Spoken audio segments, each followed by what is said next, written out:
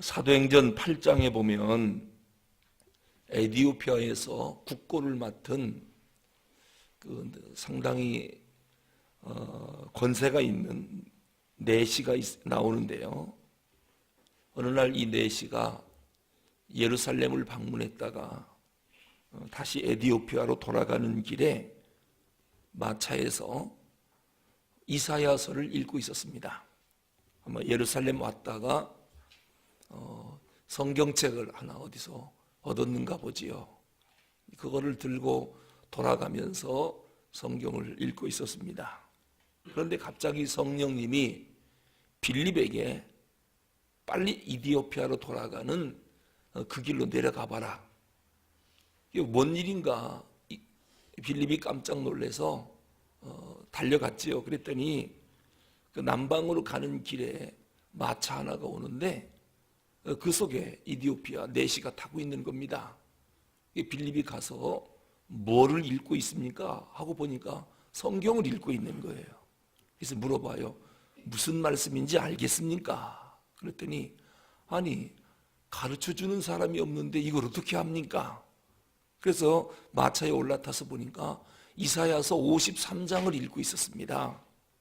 그래서 빌립이 설명을 해줬습니다. 이 53장은 장차 예수 그리스도가 이 땅에 오셔서 우리 죄를 대신 지고 십자가에 죽으실 것을 나타내는 그러한 말씀입니다.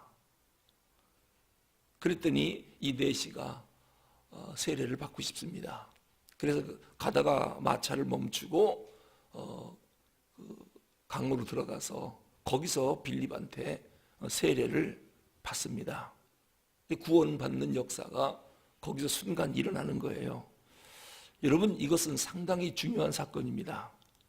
왜 그러냐면은 이 에디오피아 내시 한 사람이 세례받고 구원받는 바람에 지난 2000년 동안 이디오피아가 기독교 국가로 아프리카 복음의 뿌리가 되는 나라가 이디오피아입니다. 자, 이 사건을 놓고 우리가 볼 때 생명의 빛이 된 말씀이 있었습니다. 그게 성경이지요. 그런데 그 말씀을 들고 있다고 해서 그 말씀 자체가 역사한 것은 아닙니다. 이 말씀이 무슨 뜻인지를 알려주는 전달자가 꼭 필요해요. 그게 누구냐면 빌립입니다. 그리고 빌립이 그것을 알려주는 것으로 또 끝나는 게 아니에요. 말씀을 가르치니까 거기에서 성령의 역사가 있었습니다. 그래서 빌립이 그 말씀을 받아들여요. 수용을 하는 거예요. 거기서 구원의 역사가 일어나지요. 그래서 우리가 하나님 앞에 기도하는 게 뭐냐면 하나님의 말씀에 성령의 능력이 나타나서 이 말씀을 듣는 자마다 감동받고 복음을 수용하는 수용성이 생기게 해달라고 해요. 그래야 구원이 일어나거든요. 우리가 생명의 말씀을 전달자로서 아무리 전달해도 성령이 역사하지 않으면 받아들이질 않습니다. 구원의 역사가 안 일어납니다. 그러니까 우선은 생명의 빛된 말씀이 있어야 하고 그 말씀을 전달해주는 전달자가 있어야 되고 그리고 그 말씀과 함께하는 성령의 역사가 있어야 됩니다. 그럴 때에 한 영혼이 구원받는 것입니다. 성경에서 제일 불쌍한 사람 가운데 하나가 누구냐면요, 가룟 유다입니다. 예수님 말씀을 3년이나 들었습니다. 제자 훈련을 3년이나 받았습니다. 그러면서도 예수님을 배신한 사람이요, 목매달아 죽은 사람입니다. 예수님이 그 가룟 유다에게 넌 차라리 태어나지 않았으면 좋을 뻔했다. 왜 이 땅에 태어나서 그것도 예수님의 제자가 돼서 생각해 보십시오. 그 수많은 사람 가운데 제자로 부름받았다. 이건 특혜 중에 특혜입니다.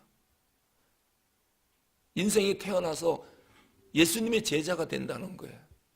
이게 역사상 12명밖에 없었던 일이에요. 이러한 은혜를 입었음에도 불구하고 또 제자 훈련을 3년 동안 따라다니며 배웠음에도 불구하고 배신자가 됐습니다. 말씀 들으면 뭐합니까? 받아들이질 않는 거요. 그러니까 생명의 말씀이 있어도 또 생명의 말씀이 들려와도 배신자가 될 수 있다는 거예요.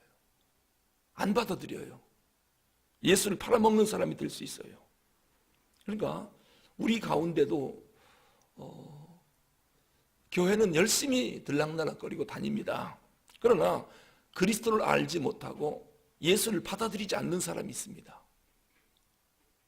실제로 이런 일이 있었습니다. 어느 교회에서 장로 투표가 있었는데 어떤 안수 집사님이 난 도저히 장로로서 자격이 없습니다. 그래서 이 장로 투표에서 나를 좀 빼주십시오. 근데 얘기를 들어보면 무슨 얘기냐면 그분은 좋은 대학도 나왔고 직장도 좋고 그런데 마음속에 그래도 현대 지성인이 종교 하나는 좀 가져야 구색을 맞추지 않겠는가. 그래서 생각하기를 그럼 내가 어떤 종교를 가질까. 그래도 현대인들에겐 기독교가 제일 나은 것 같더래요. 그래서 교회를 나온 거지요. 근데 이분이 회사에서 격리도 맡고 아주 또 경제학을 공부하고 그러다 보니까 교회에서 그 직업과 전공을 생각하고 재정부를 맡겼나 봐요. 사람이 또 워낙에 성실하니까 직장에서도 인정받고 삶에서도 성실하니까 신앙생활도 성실하게 하는 거예요. 이게 재정부 일을 맡아서 보다 보니까 재정이 늘 좀 부족하더랍니다. 그래서 이 사람이 내가 그래도 재정부를 맡았으니까 이 부족한 것은 좀 내가 채우는 것도 괜찮겠다. 왜냐하면 자기가 워낙에 여유가 있고 넉넉하니까. 그래서 계속 자기 돈으로 재정을 채웠답니다. 그랬더니 안수 집사를 그 교인들이 그걸 알고 안수 집사로 서리 집사는 쉽게 됐답니다. 한 1년 다니니까 그냥 서리 집사를 시키면서 재정부를 맡기더라는 거예요. 그러다가 안수 집사 투표해서 안수 집사가 된 겁니다. 그렇게 또 몇 년 동안 열심히 성실하게 했더니 장로 피택에 교인들이 전부 다 이 사람을 찍으려고 하니까 그 선거날 앞에 나와갖고 양심선언한 거예요. 솔직히 나는 신앙이 아직 뭔지 모르겠고 예수님이 누군지도 모르겠고 받아들인다는 게 뭔지도 모르겠습니다. 그냥 나는 이런 마음으로 교회를 다닌 건데 안수 집사까지는 그래도 오긴 왔는데 장로는 양심상 못 받겠습니다 라고 양심선언을 한 거예요. 이게 무슨 얘기냐면요, 이분 그 교회를 한 10년 가까이 나왔는데 겉으로 볼 때는 중직자입니다. 왜? 안수 집사니까요. 그런데 예수를 모르는 사람이에요. 듣기는 들었어요. 왜? 설교를 통해서 10년 동안 들었는데 도대체 예수가 나의 구세주라고 하는 거, 그리스도라고 하는 거를 이게 받아들여지지가 않는 거예요. 이해가 안 가는 거예요. 이제 이런 사람을 가르쳐서 교회 안에 불신자 이렇게 말합니다. 교회 안에 불신자. 그러니까 신앙생활은 길이로 따지는 게 아니에요. 깊이로 따지는 거예요. 단 1년을 다녔어도 깊은 세계로 들어가서 그리스도를 만나는 사람이 있고 아무리 오래 다녀도 깊이로 들어가지 않아서 교회 문턱만 들락날락했지 예수님이 누군지 받아들이질 않는 거예요. 이런 사람들이 교회 안에 문턱만 닳게 하는 썬데이 크리스천들이죠. 예수님을 영접하기 이전에는 그 사람은 하나님의 사람이 아니거든요. 하나님을 믿는다라고 하는 게 뭐냐? 내가 하나님 앞에 죄인인 걸 인정하고 예수님 없었으면 나 지옥 갈 뻔했다 인정하고 예수님이 나를 위해 십자가에 죽으셨다. 그 고귀한 보배 피를 흘리셨다. 이것을 붙잡는 거예요. 예수님만이 나의 유일한 구원의 길입니다. 유일한 소망이십니다. 이것을 붙잡고 믿는 것, 그것을 뭐라고 말하느냐? 그 사람 구원받았다. 내가 발버둥 쳐서 구원받은 게 아니라 주님이 나를 구원하셨다. 이게 복음 아니겠습니까? 이거를 받아들이는 거예요. 이거 없이는 절대로 우리에게 생명이 없습니다. 그래서 오늘 요한복음 1장 12절에서 뭐라고 말씀합니까? 읽어보겠습니다. 12절 시작. 영접하는 자 곧 그 이름을 믿는 자들에게는 하나님의 자녀가 되는 권세를 주셨으니. 보세요. 영접하는 자 곧 그 이름을 믿는 자. 이게 뭘 말합니까? 수용성 있는 자, 그리스도를 받아들이는 자, 수용하는 자, 그 사람이 하나님의 자녀가 되는 권세를 얻는다. 그런데 그리스도가 이 땅에 왔음에 자기 백성이 영접하지 아니하였다. 백성들이 그리스도가 와서 십자가에 죽으셨지만 안 받아들이는 겁니다. 그게 어떻게 나랑 관계가 있느냐? 교회는 다니는데도 아직 그리스도가 누군지를 정확히 모릅니다. 그러니까 받아들이질 않는 것이죠. 하지만 받아들이는 자는, 영접하는 자, 곧 그를 믿는 자는 하나님의 자녀가 되는 권세, 드디어 구원이 일어나는 것입니다. 하나님 말씀을 잘 품는 거예요. 물 있는 곳에 스폰지를 놓으면 물을 쭉쭉 빨아들입니다. 하나님 말씀이 선포될 때 아멘 아멘 하고 다 받아들이는 것, 이것을 수용성이라고 그래요. 여러분, 사람들을 만나보니까요, 제일 힘든 사람이 누구냐면 수용성이 없는 사람이에요. 어떤 말을 해도 받아들이질 않아요. 그리고 핑핑거려요. 대화가 안 돼요. 대화가 안 돼요. 그냥 서로가, 이 인격이라는 게 뭡니까? 서로가 만나가지고 주고받고 대화하면서 그 말이 맞구나 하면 내 논리를 버릴 줄도 알고, 또 내 논리가 오르면 설득해서 그 사람을 변화시킬 수도 있고, 서로가 수용성이 있어서 주고받을 때 인격적인 대화가 이루어지는데, 아무리 대화를 나눠도 이게 수용성이 없어갖고 받아들여지지 않는, 물에 스펀지를 놨는데 물을 못 받아들이는 이런 사람이 있습니다. 제일 힘든 사람들이죠. 시카고에 있는 그 3,000명 회사 사장들이 모여있는 곳에서 어떤 사람이 설문조사했답니다. 당신을 이렇게 성공하게 한 이유가 뭡니까? 성공한 이유를 이야기하라고 했더니 3,000명이 하나같이 뭐라고 썼느냐? 수용성 때문입니다. 그렇게 답을 썼다는 거예요. 수용성. 여러분, 수용성이 뭡니까? 이게 성공의 이유인데, 이 성공한 사람들은 어떤 이야기든지 다 받아들인다는 거예요. 자기에게 좋은 얘기도 받아들이지만은 비판하는 얘기, 나쁜 이야기도 다 받아들인다는 거예요. 그래서 그것으로 변화를 시키고, 고칠 땐 고치고, 버릴 건 버리고, 받아들일 건 받아들이고. 여러분, 한경직 목사님이 한국교회 성자라고 일컬어지지요. 그분은 평생 살면서 싫어요, 아닙니다, 이런 말 한 적이 없답니다.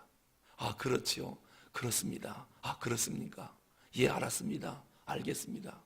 그러다가 도저히 말도 안 되는 이야기를 할 때가 있답니다. 그러면은 그 얘기도 일리가 있군요. 왜냐면 그 사람 입장에서 볼 때는 나름대로 논리가 있으니까 주장하는 거 아니겠어요? 턱도 없는 얘기지만은.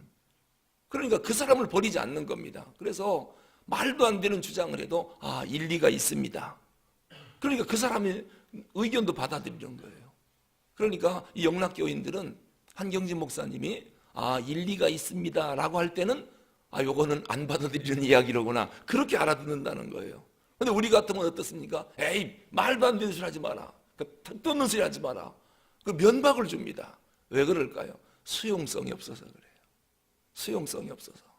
그러다 보니까 적들이 생기는 거예요. 감정을 상하게 만들고. 우리가 복음에 대해서 수용성이 있어야 하는데 이거를 거부합니다. 받아들이지를 못합니다. 그러니까 자꾸 부딪히는 것입니다. 그래서 믿음이 자라질 않는 것입니다. 수용성이 없는 사람들끼리 모이면 맨날 갈등이 있고, 무슨 말 한마디만 하면 컴플렉스를 느끼고, 그러면서 하는 말이 저건 나를 지적하는 말일 거야, 나를 놓고 하는 말일 거야. 이게 다 수용성이 없어서 그러는 겁니다. 복음이 들려지면 생명의 말씀이로구나, 어떠한 말씀도 다 받아들일 수 있는, 이럴 때에 성령의 역사가 나타나는 것이고, 그렇게 받아들이는 것을 믿음이라고 그래요. 이게 성경에 보니까 영접하는 자, 곧 그 이름을 믿는 자들에게는 이게 수용성이거든요. 드디어 하나님의 자녀가 되는 권세를 주셨다. 받아들이는 게 믿음입니다. 그런데 유대인들이 그 빛을 받아들였습니까? 안 받아들였습니까? 안 받아들였어요. 오히려 그 빛 대신 예수님을 끌어다가 골고다 언덕에서 십자가에 죽이고 말았습니다. 그러니 인류 역사가 어떻게 되겠습니까? 오늘 우리 하나님 앞에 기도할 것, 나에게 수용성을 주십시오. 절대로 어떤 말이든지 반대하지 말고 한경진 목사님처럼 그 말씀도 일리가 있군요. 그러면 모두를 다 받아들인다는 말이거든요. 그리고서 이제 속에서 소화를 시키는 겁니다. 도대체 무슨 의미일까? 그러므로 하나님 말씀이나 이 복음은 말할 것도 없죠. 반드시 받아들여야 됩니다. 그래야 구원의 역사가 일어나는 것입니다. 기도하겠습니다.